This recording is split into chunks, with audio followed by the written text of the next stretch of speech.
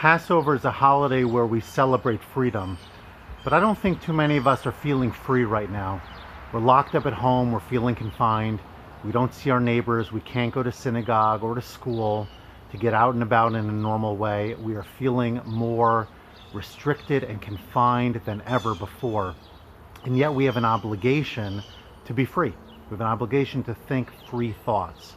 It's interesting because at the seder, which many of us are going to be participating in this evening, there are 4 obligations. 2 of them are biblical and 2 of them are rabbinic. The biblical ones are to eat the matzah and tell the story of the Exodus, and the rabbinic ones are to drink the 4 cups of wine and to eat the bitter herbs.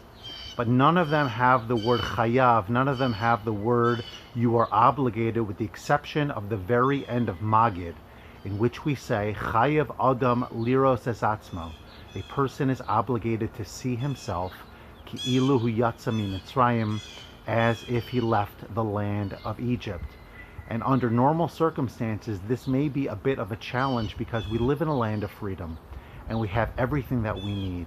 And Passover is such a joyous holiday, surrounded by family and by friends, and then all of a sudden we're supposed to think that we are slaves and as if we're leaving the land of Egypt. That is so hard. This year in particular, I would suggest that the idea of leaving from Egypt applies in the following way. We have to view ourselves as if we are leaving the meitzarim, the confinements, the restrictions that surround us, and that we're moving to a life of freedom. Freedom as in freedom of choice. And so this year, like every other year, we have choices we can make. But this year we have greater confinements around which to make those choices. Choices to be happy despite the difficulty. Choices to be grateful despite the bad news that gets through our system that we see and we hear every single day. Yesterday we were bludgeoned, if you will, by the terrible news of the loss of the Novominsker Rebbe, one of the great rabbis and Hasidic leaders of the Jewish people, and also here locally in Passaic by the loss of a beloved pediatrician, Dr. Elliot Samet. And that was so hard and so painful, together with all of the other losses, personal and communal, that we are experiencing, and so many people who are suffering.